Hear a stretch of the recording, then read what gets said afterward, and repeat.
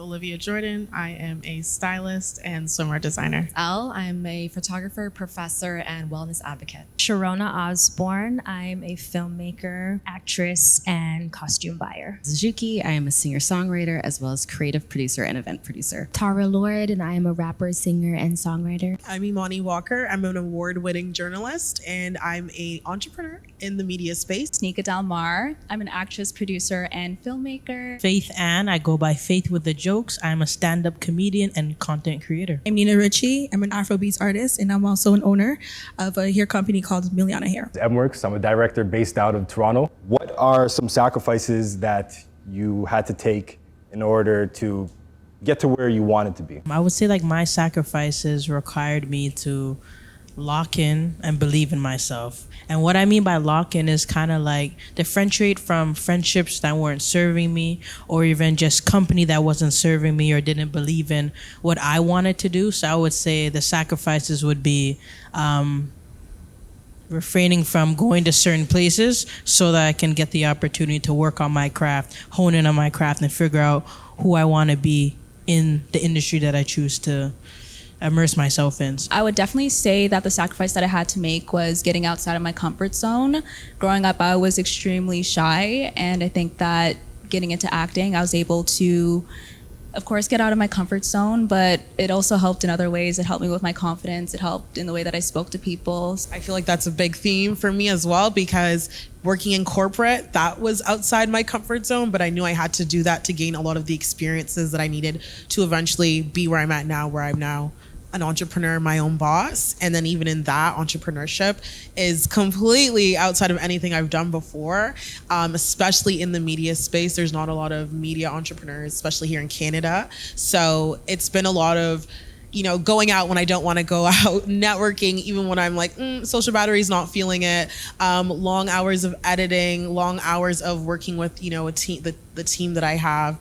And, that's kind of the sacrifice I have to make in the entrepreneurship journey. I would say stepping out of my comfort zone. And also, since I was in the industry as a child, I would say not being able to do, childlike things when my friends maybe invited me to a party or a sleepover or to go hang out at the mall. I had to be in the studio or I had to be filming. So I feel like those sacrifices, the long hours, the early mornings, late nights, but we're all here because we love what we do. So it definitely, the sacrifices are worth it for sure. I feel like all in all, we're all kind of touching on the same thing, and something that I feel like I've sacrificed a lot has been my time. And that's just choosing when to go out, when to work. I feel like I don't do a lot of things for fun. I feel like I don't have a lot of leisure time, but I'm hoping that makes me successful in the future. I agree with everything that you guys said. Definitely the time sacrifice for me.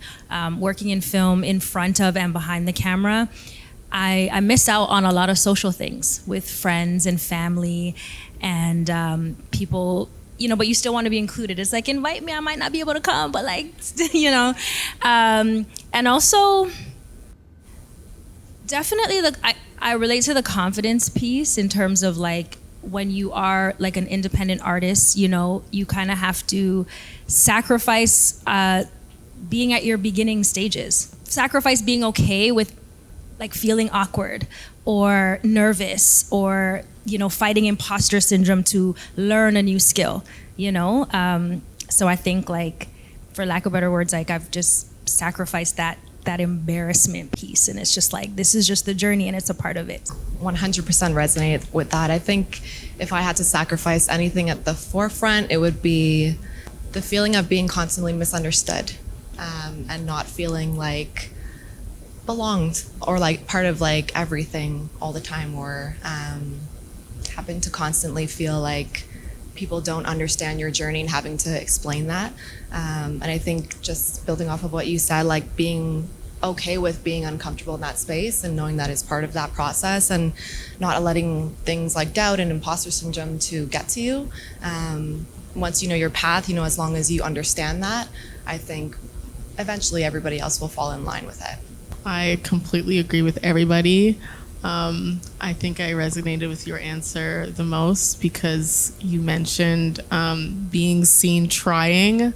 I think that's really hard, sometimes embarrassing, but you really have to put your embarrassment to the side.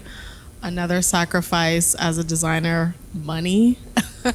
um, a whole lot of money. Growing up and being raised by two Caribbean immigrant parents, they are like, you are spending so much on all of these things, but you really have to invest in yourself and your brand, physically and personally, and just putting yourself out there is a huge sacrifice, and time as well. I think you mentioned networking and your social battery. I feel like if you're creative and you're trying to put yourself out there, you are not allowed to have an empty social battery. So yeah, that's definitely a huge sacrifice that I feel like we all deal with on a day-to-day basis. I was signed to a label in Ghana in 2016, and I had to leave Canada to move to Ghana. That was the biggest sacrifice because I have a son here, and I missed a whole bunch of birthdays, and I had to do what I had to do, and I also had to become Ghanaian. Even as a Canadian, I had to go to Ghana and learn the lifestyle, and I'm like, I don't understand anything. Like, I obviously speak Tree, but I'm not a well-spoken Tree person, and so it was so difficult to even know how to eat properly or to greet people because we're from Screwface City.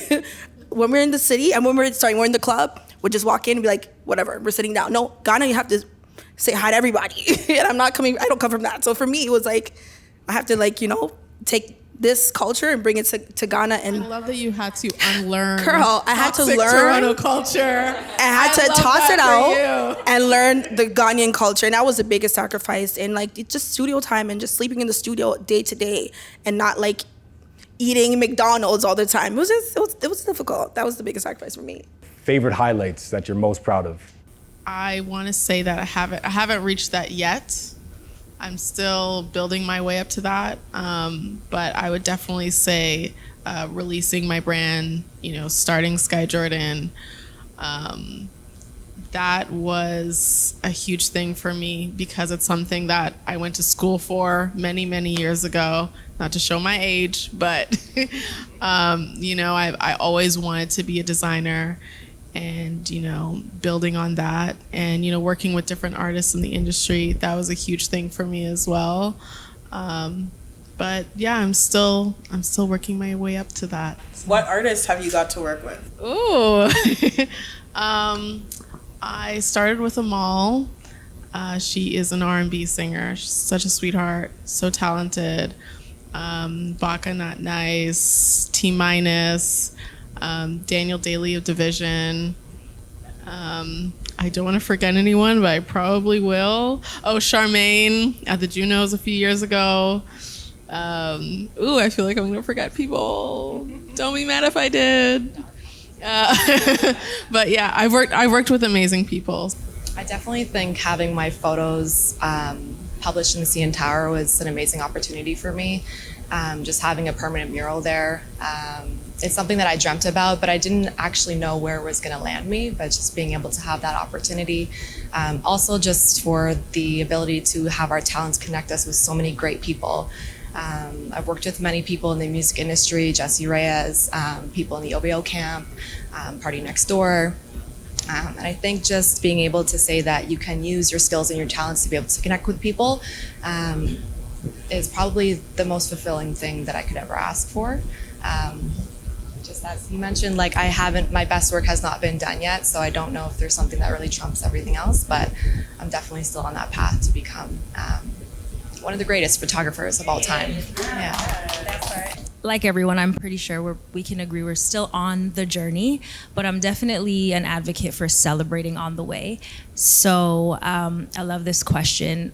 I think as a filmmaker, whenever we get to bring our concepts to creation and actually see the thing, that is very rewarding. Specifically, right now, I would say one of my favorite highlights currently was the fact that I was able to write, produce, direct, and star in a play that I wrote a couple years ago and bring it on tour around Canada.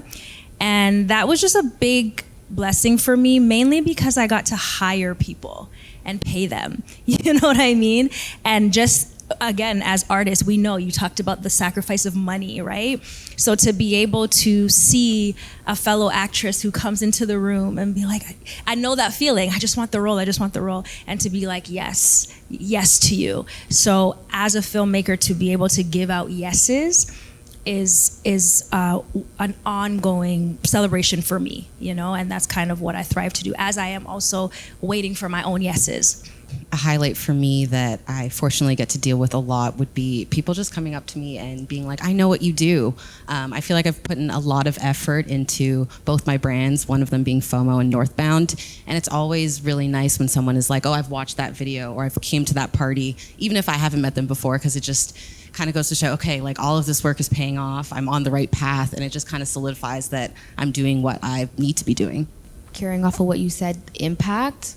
When you first asked the questions, I was kind of thinking of all like the highlights in my career that I've been grateful enough to accomplish. But I feel like to summarize it all is the impact that I've been able to leave on people. When people tell me, hey, Tara, your song helped me get out of bed this morning, or your song is helping me grieve a loved one, or your song, like, you know what I mean? Like just being able to pour my heart out, make this music and have it impact people's lives. It makes me, you know, as a creative, feel seen and feel like, okay, all the sacrifices I'm doing, all the things I've gone through is not for nothing. A lot of my career was spent like producing for other people's companies, producing interviews with like Lola Brooke or Division or Jessie Reyes. And so doing that for other people's companies and then being able to start my own and continue and be able to interview artists and change makers and like community leaders, that has been like the biggest highlight. Like I recently got to interview Quasi and the artist Friday, and there's all these people that I'm like, I love their music or the art that they're creating. And so like to be able to still platform that and tell those stories, but then do it on my terms has been amazing. Being able to provide opportunities to people, especially like within our community, it has been the biggest blessing. And I didn't realize how much that would be fulfilling for me until like I actually was able to start doing that with the funds. Every day I wake up, I'm proud of me because like this is not easy and I'm still doing it somehow, and by the grace of God. I would say a highlight for myself, similar to Sharona, I was able to direct, write, and star in my first ever film called Do Don't Go. That is set to be premiering this summer. And yeah, it's a story about three best friends on their last day of summer after graduating high school. And yeah, it's actually set in Scarborough, which is where I'm originally from. So I'm really excited to showcase that. And also I got to assemble my own team for that as well. And I'm still really close with a lot of my castmates who I actually casted myself as well. So yeah, I would definitely say that's one of my highlights, and it's been able to provide more opportunities for myself, especially as a producer. And this is just the beginning when it comes to filmmaking. Just like how many of you guys said, I'm still, I guess, striving and building to that big highlight.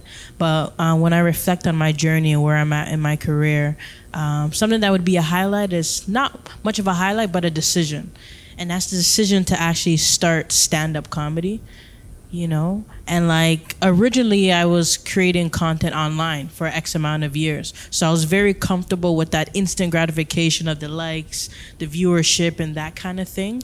And when it comes to doing stand-up, it's very daunting. It was something that I shied away from. And I remember doing like my first show or my first open mic and seeing that the instant, and you said like impact, the instant impact that, you know, I was getting just by making people laugh and making people smile. And that kind of turned something in my brain. It's like, that's what my comedic videos are doing for people. But now I'm seeing it in real time.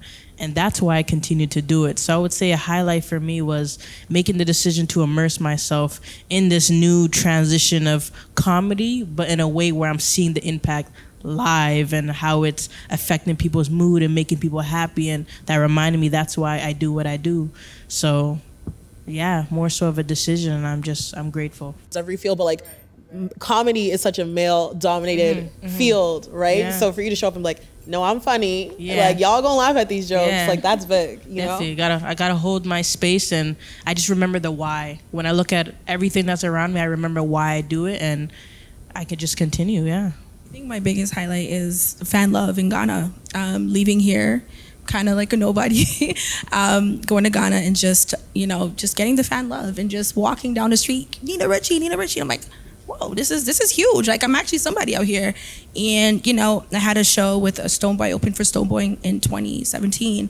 And I had the fan love was insane. Like, people were just chanting Nina Richie, Nina Richie. And I actually was starstruck. And my manager's like, sing, sing, sing. I'm like, okay. I couldn't believe it. So that was my biggest highlight. I think it's just the fan love, yeah.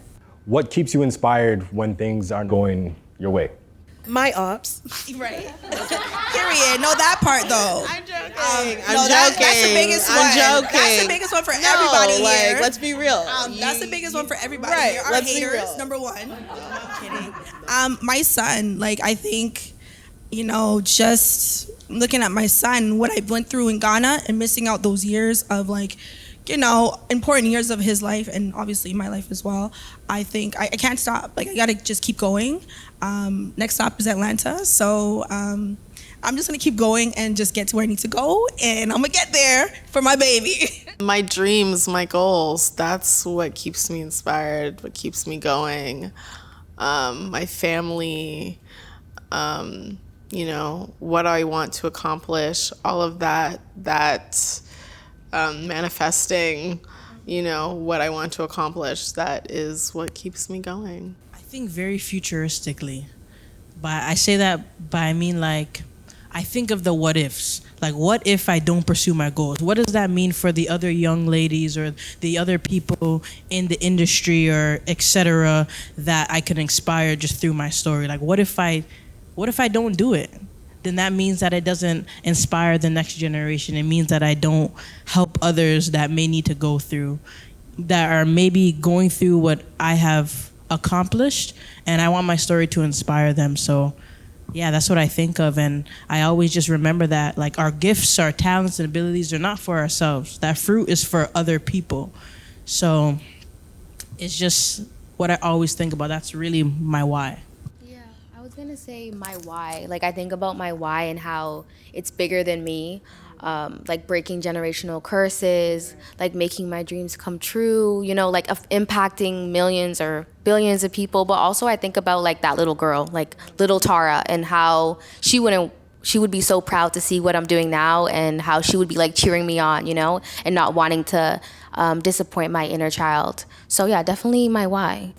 I would just love to piggyback off of that, because definitely for my younger self, especially seeing how far I've come from being little and not being able to, like, confidently speak in front of people, I would definitely say my younger self, but also to the women that have sacrificed so much for me, my mom, my Lola, my grandma, like, they dedicated their whole entire lives to being great mothers, and the fact that I'm able to pursue my dreams and for their motivation, for my dad's motivation, like, that's honestly what's keeping me going. And there's really, like, no other plan B for me. Like, I'm so locked into this and being a creative, being an artist. So yeah.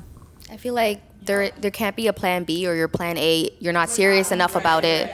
Plan B is plan A. Like, I just wanted to piggyback off of what you said in regards to one of the things that keeps me going is knowing the sacrifices of everyone in my family, my friend group, who are rooting for me, the people who are praying for me, believing for me, who are also waiting on me to activate what's in them. You know what I mean? And sometimes you don't understand, or you underestimate how connected your dream is to the next person's dream. As you said, it's more than just us. And the other thing that keeps me going is I really actually ask myself the question, what would I rather be doing? Oh, nothing. Let's keep going. Yeah. You know what I mean? Like, there's no other field or anything that I would rather be in. So I just have to ride the wave. I have no shame, and honestly, a lot of what keeps me going is my inspiration from other people.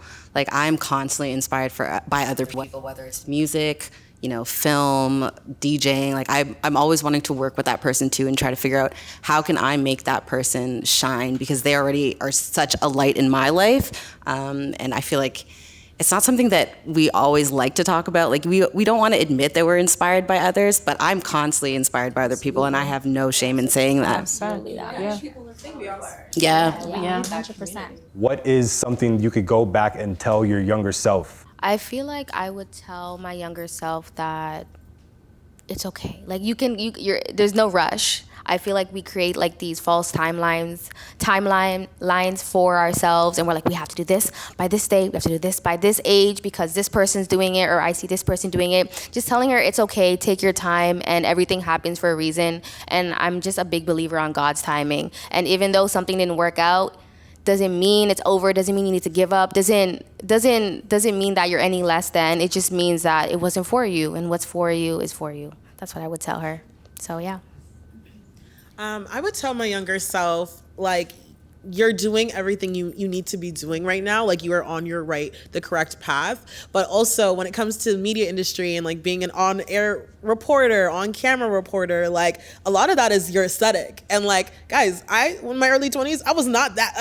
I don't look like I look now than I did back then, And so like I would tell my younger self, like, girl, keep honing in on your skills. Don't worry about the aesthetics. Like, don't worry about the looks, because that is a big part of the job. And that can also determine who also gets put forward for certain roles and opportunities, right? And if you are a little 20-something-year-old trying to figure out how to do your hair, how to do your makeup, right? Like, it can be really challenging to feel confident. But I think even through all that, I still kept showing up as my best self. And so I would tell myself, like, keep going, girl. It's okay. Don't worry about it. You'll figure out the hair and the makeup later. Like, keep practicing the actual skill of journalism, asking questions, knowing how to, like, ask the right questions, the appropriate questions at the right time, right? Like, that's a big thing. Like, because I honed in on the actual skill of being a journalist and a reporter, that now shines through in everything I do. And so when people watch my stuff, they're like, oh, you're so good, or you're so talented. I'm like, yeah, like I actually like worked at CBC News for 5 years, like, yeah, like I actually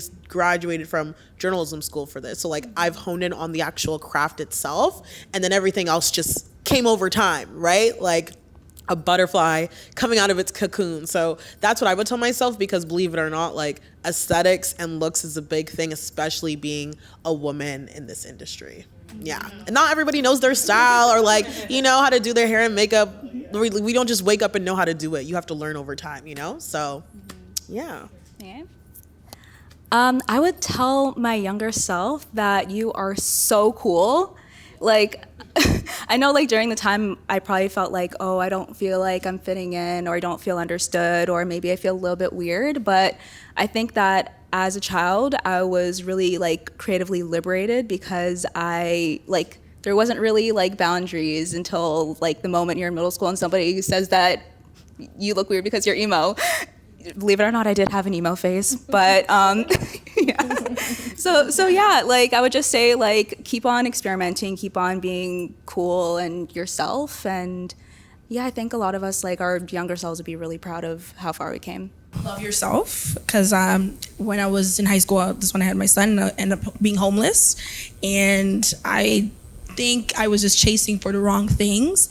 If I had a vision and I focused on that, I think I would have been somewhere way bigger than where I am now.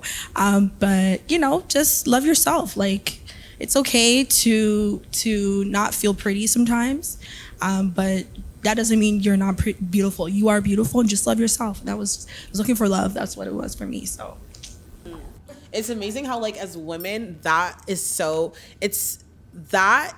a big part of our journey, especially in the creative like side of things, because it's like if you're searching for love in the wrong places, you're not like focused on your talent, and it's like if so many young women knew, like, girl, focus on yourself, forget that man, like, straight up, just forget him, because it's taking away from what you're able to cultivate and create for yourself. I think if I was to tell my younger self something, the biggest thing would be to trust the process.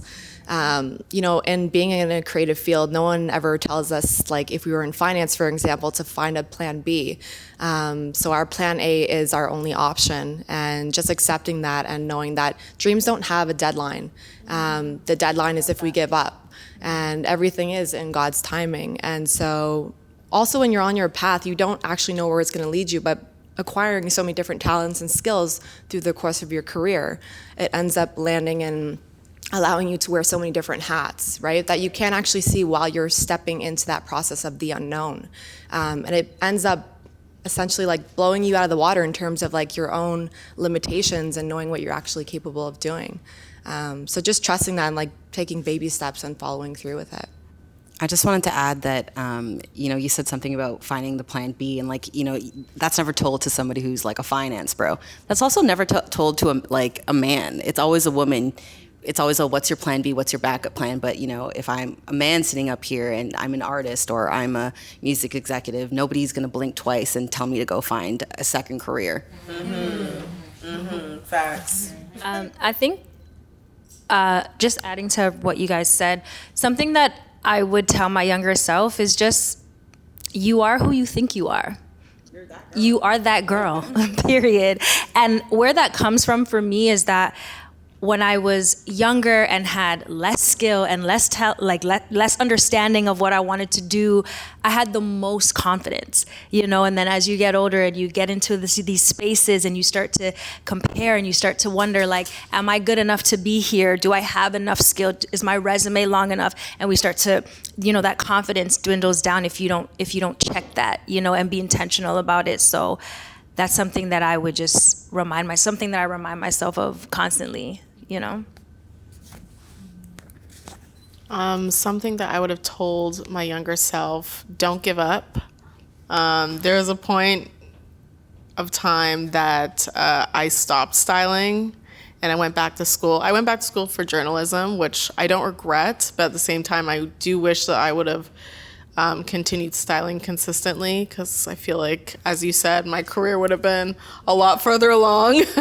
Also, do not work for someone without a title. I don't know who mentioned relationships, but I feel like women, we get into relationships and we want to support the man that we're with so much, and we do so without a title. And and then you walk away from that relationship and you can't necessarily add these things to your resume because there wasn't an official title, there wasn't an official role. So I would definitely keep that in mind. I love that comparison to like being in a relationship and not getting the title that but like in the workforce or the creative space, like even being like having your title accurately reflect the work you're actually doing. That's the other thing, because maybe on paper my role is show producer, but let's be real, I'm senior producing this. And titles matter, right? So that's a huge thing. Yeah. Because men, they make sure I'm her manager. But right. Like women, and there's no title. I didn't make you my manager. Like, women aren't necessarily given that. We're not given that power. So that's another thing I would have told myself in my younger years. Another thing I would tell myself too is don't be desperate. Do not be desperate. Like, just because you see someone doing something and has the funds to do it, that don't mean he gonna do it for you. You know what I'm saying? What is a creative risk that maybe at the moment scared you, but looking back at it, you would do it 10 times over? Starting my own agency was a big thing for me. Like, I was like, what am I even doing?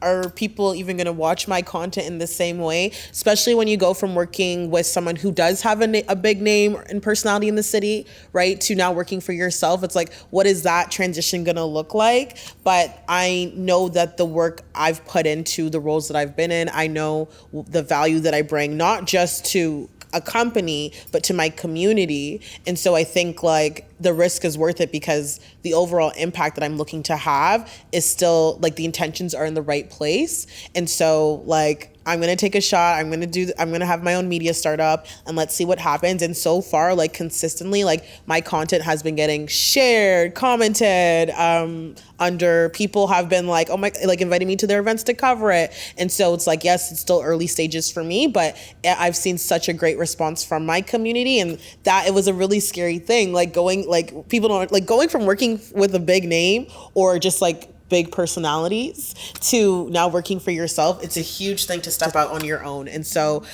it was scary, but I'm so happy I did it. And I'm like just trusting God is, the process, that God is guiding me in the right lane. So yeah. Yeah, I feel like to get rewarded is all about taking risk. I would say a risk for me would be like becoming more vulnerable when it comes to my music, when it comes to like what I was sharing online. For a long time, I was making music, but I found it wasn't really like connecting with people until I started becoming more vulnerable and people started connecting to my music. And it's hard, because you're just pouring your heart out and you're just letting the world judge you. It's a scary place. Online is kind of a scary place. You have to watch out for like trolls or people, bashing you or whatever. But I feel like I just had to be comfortable in my own skin and be like, listen, this is what I'm going through. I'm gonna be vulnerable, and doing so and taking that risk has allowed me to connect with so many people. So yeah, I'm really proud of myself for doing that and stepping out of my comfort zone. Similar to yourself, starting my own production company, being comfortable with working with, people who were well known, it allowed me to learn my craft, hone in, make mistakes in a safe space, so to speak, because you're kind of doing everything, kind of. But stepping out on my own, I think the biggest thing for me was like, will I have the resources and team when I need it, and what I've come to learn is that the people show up, the help, the crew, the whoever shows up when you need it, and you just have to trust your vision and trust that, you're stepping out on water and you're not gonna sink, and that's kind of where I'm at currently.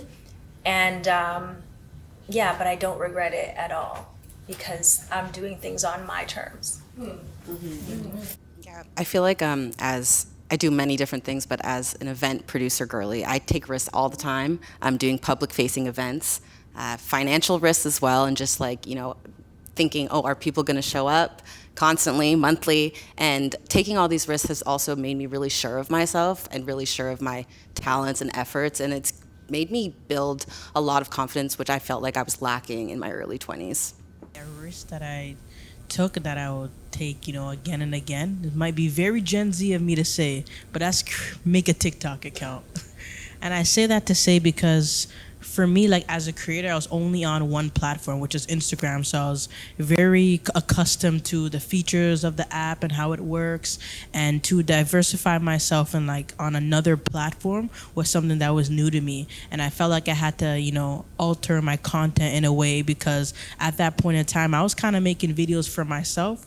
Wasn't super listening to what like the audience wanted and kind of that kind of thing. So I would say like making a TikTok account, learning how to be more creative and step outside of my comfort zone and try different stuff, especially with social media, being a content creator. You're in a niche, so there's like little boxes. So it's kind of scary to put out a video of me being like vulnerable or me trying something different because I'm afraid I'm gonna get attacked. Or if it's like I'm a comedian, I put out a video saying, hey guys, I'm going through this.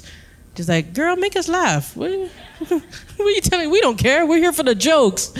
So like just being more comfortable and like just connecting with my supporters and my followers and really connecting and building that bridge of a community. So that's something that allowed me to just get better, not only as a creator, but as a person. I would say I'm also a creator, so definitely putting myself out there is terrifying, for sure. And as a designer, I feel like I said this already, but money, you're definitely investing a lot. And I'm gonna start creating ready-to-wear as well. So that means more money. So what is ready to wear? Oh, ready to wear is clothing. Sorry. Just regular clothes? Yes. Oh, okay.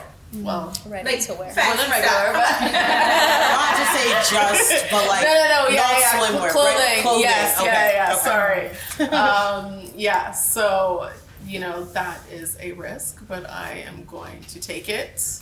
because it's always what I wanted to do. And I feel like my younger self would be very proud. Yes. Because, you know, when I was in grade 6, I used to draw little outfits. So now I'm not going to expose my age, but, you know, I'm a lot older, but I'm still drawing in books. So, yeah, that's a risk that I'm excited to take.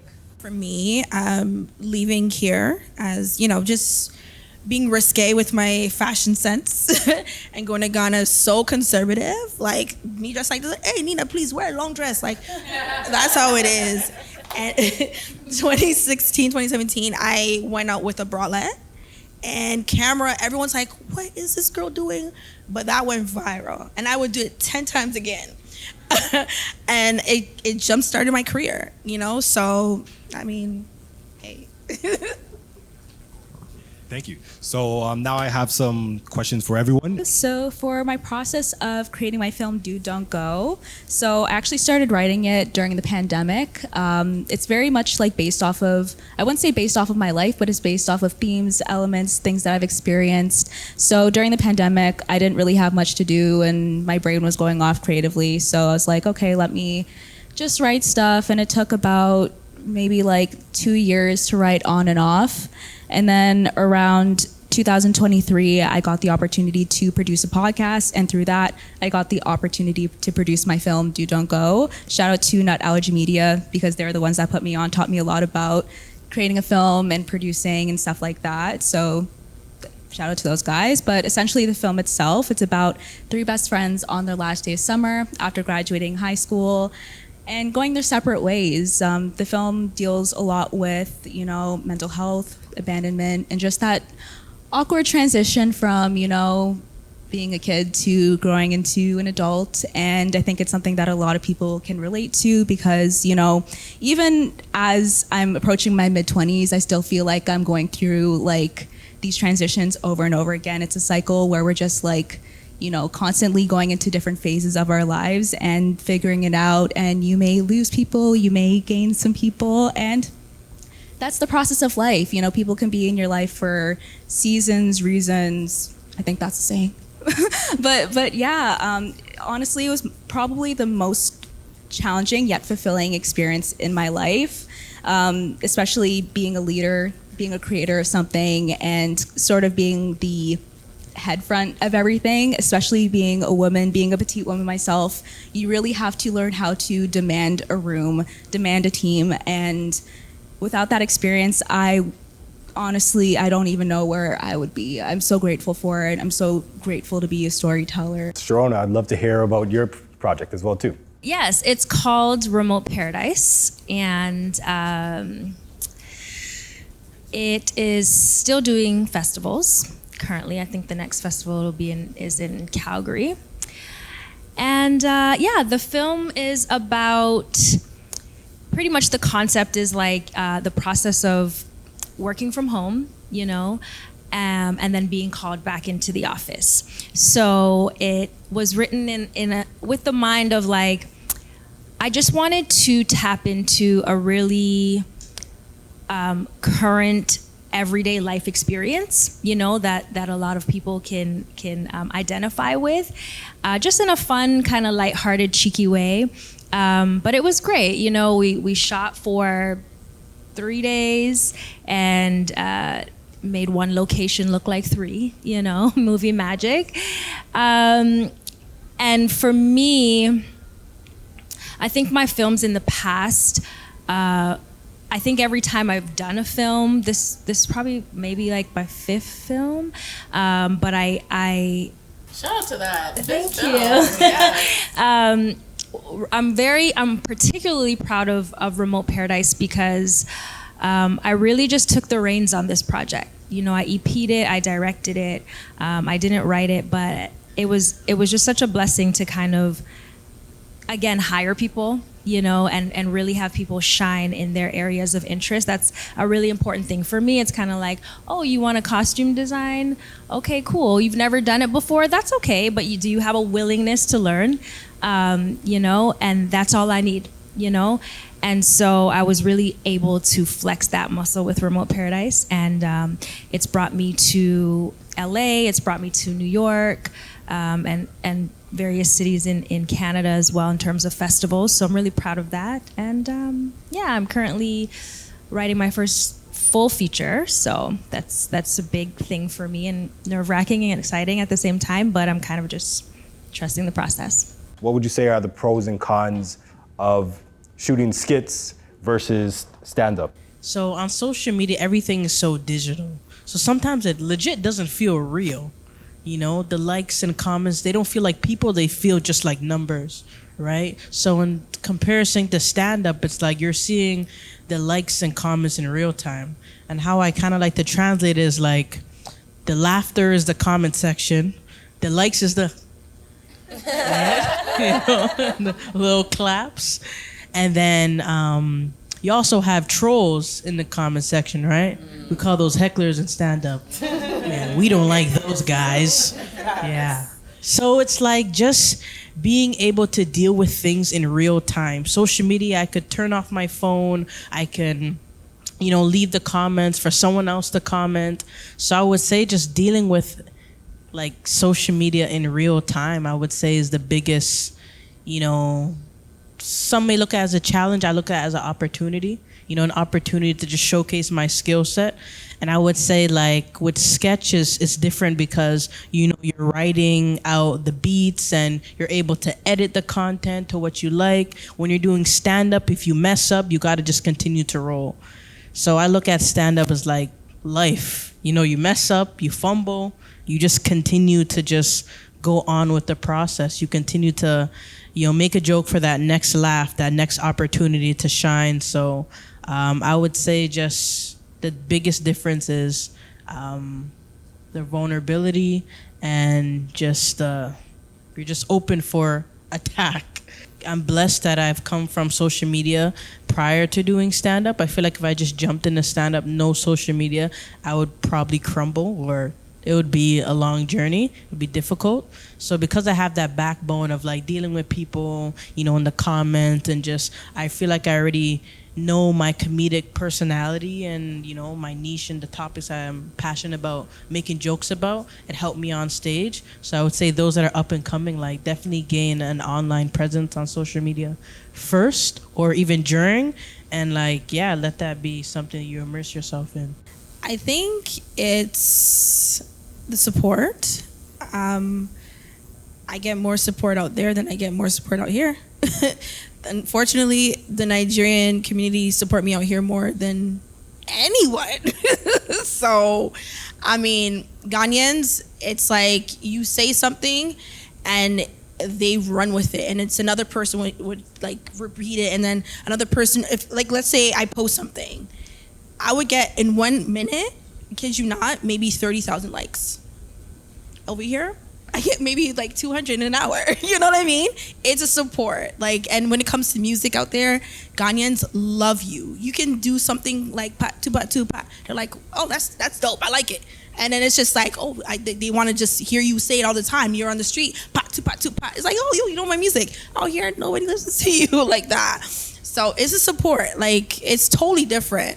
I think the issue is, for some reason, I don't know who started this, I don't know why, but Toronto will lurk, but they won't openly support unless it benefits them. And it breaks my heart to hear you say that. Like you said, they lurk, but they don't want to support, and it hurts. I will say we are getting better. Yeah. Right. Okay. I will definitely say that we're getting better as a Black female entrepreneur. I feel the support. You know, from my community, like especially in my network, I feel it. But it took us a long time to get here. Our market's so much smaller. Right. We have to, if we want to stay here, which over there is looking really crazy. So if we want to stay here and be successful, we have to look inwards. We have to support each other.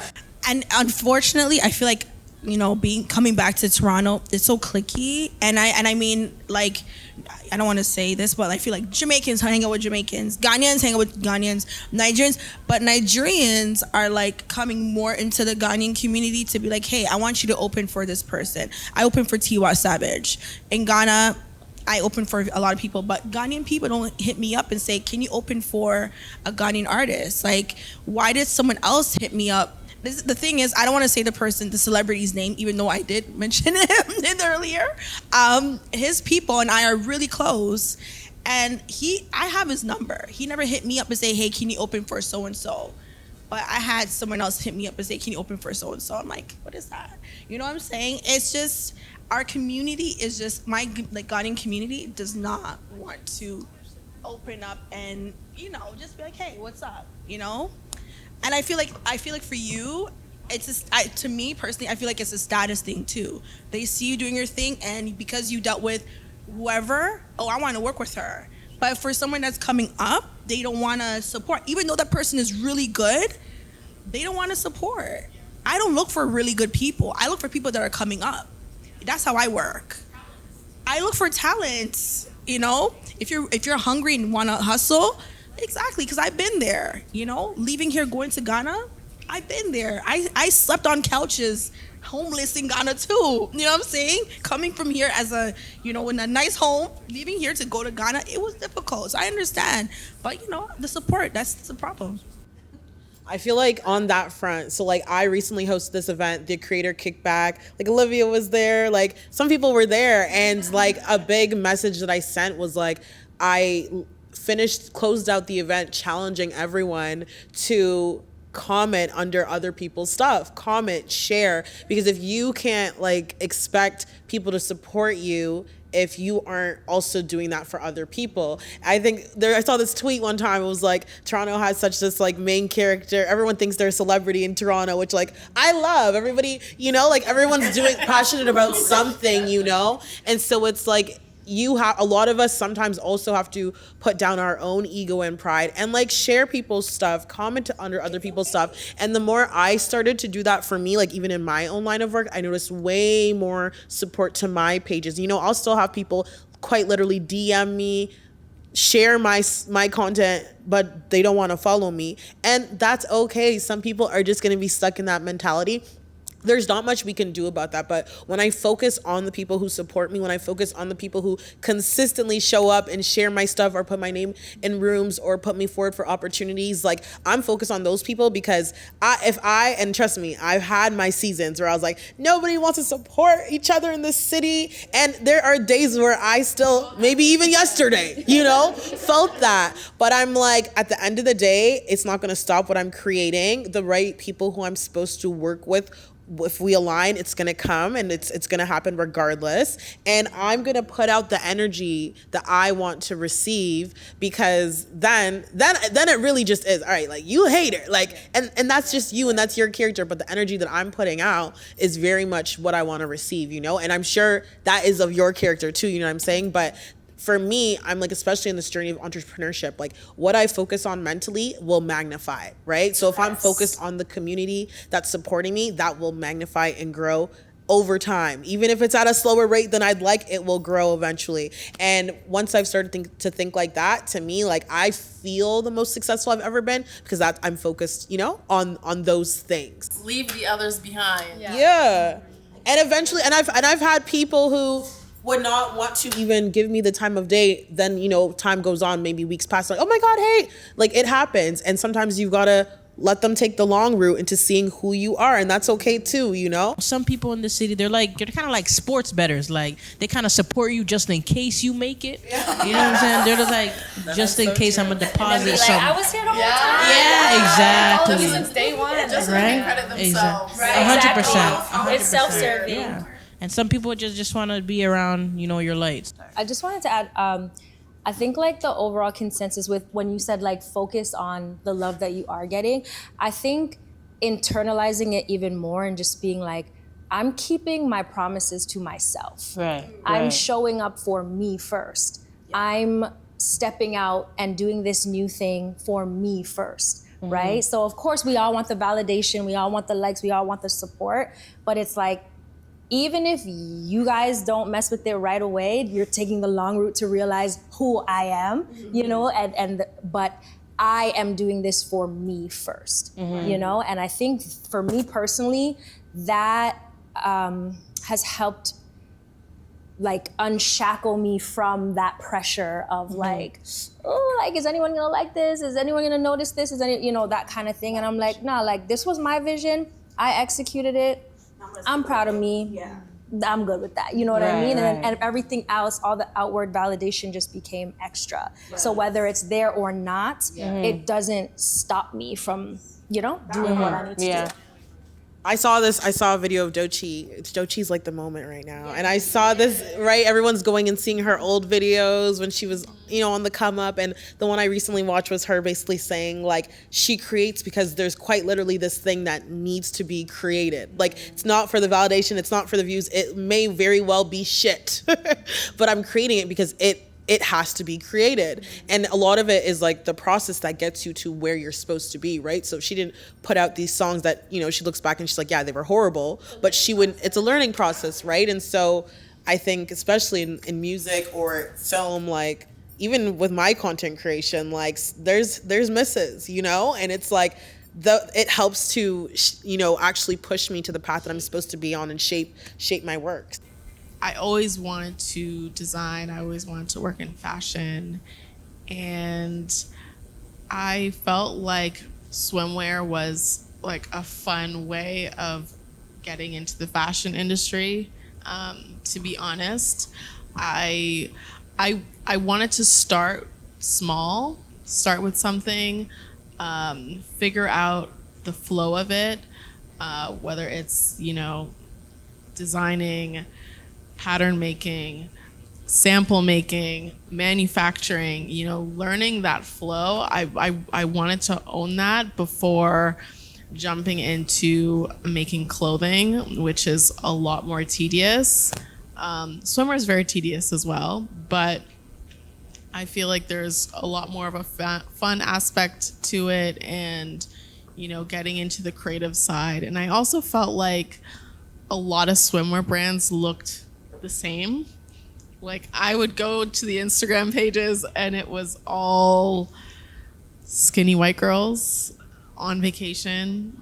And I just felt like, okay, this doesn't represent everybody. And I'm not saying that my swimwear represents everybody as well, but you know, and even like price points, I feel like there was such a stark difference. I feel like there was either Shein, like $20 swimsuits, or like $300 swimsuits, you know, or if you're getting like a Fendi or, you know, Louis Vuitton or whatever swimsuit, yeah, you're spending even more. So I kind of wanted to create something in between that price point and something that was a lot more relatable, a lot more inclusive. So yeah, I really wanted to start small, have fun, and really, you know, get into all the creative stuff, all the fun stuff before getting into like serious fashion. I think my life experiences would probably be the first thing. There's a lot of, like we were talking about, like people look at us and they can't see those experiences because we don't wear them, but also people have no idea about the things that we have gone through. And I think just in terms of everything that I've been able to develop, I wanted to alchemize a lot of my pain in a sense, especially when facilitating like wellness workshops, using it as as an opportunity to like heal myself, but also to help heal other people, and merging the two of like creativity and wellness together. And really, I didn't really know that it was something that I was supposed to be doing. It kind of just felt like a calling, and I was just like, well, who am I to be doing this? Because like I'm behind the camera, I'm not a public speaker, or just putting myself in that spotlight. But it just, something like within my heart just kept saying like I need to go further and really put myself outside of my comfort zone and use my voice in a different way. So becoming a professor really helped me develop those skills. And then through like my passion for wellness and like being a yoga teacher and like meditation and the spirituality aspects, I wanted to combine two of my like most loved passions, and give it back to the world and just show other people what's possible.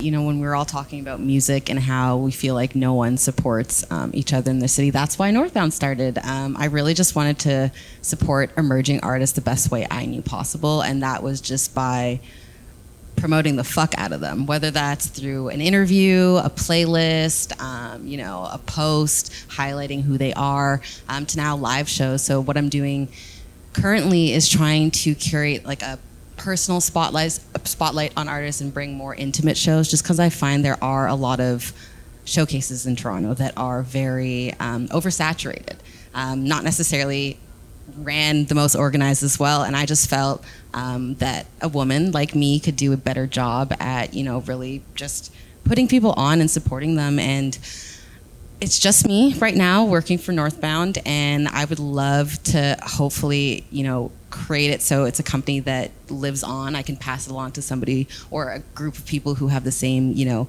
mission as me, where it's just uplifting other artists. And yeah, it's really what it is. And honestly, I wanted to be an artist my whole life, like since I was 3. I feel like that's really rare for people to like know what they want to do with their lives from such a young age.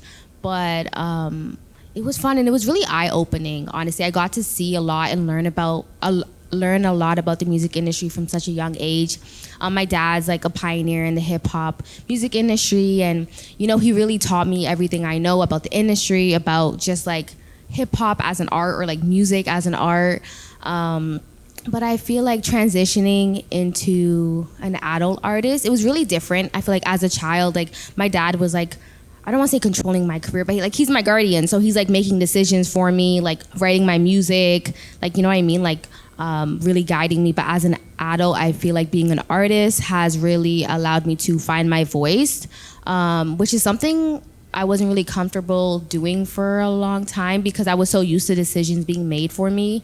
But yeah, it just allowed me to really sit with myself and figure out the type of person that I want to be. How do I want the world to see me, to view me as an artist? But yeah, I'm so grateful for that child experience. And also, like, I feel like because I'm so young, people don't think that I'm as wise as I am. But I've seen snakes come and go. I've seen bad deals being done. I've been around the industry for a long time. So I feel like it's really, being in the industry that young has really prepared me for all the moments that I'm experiencing now.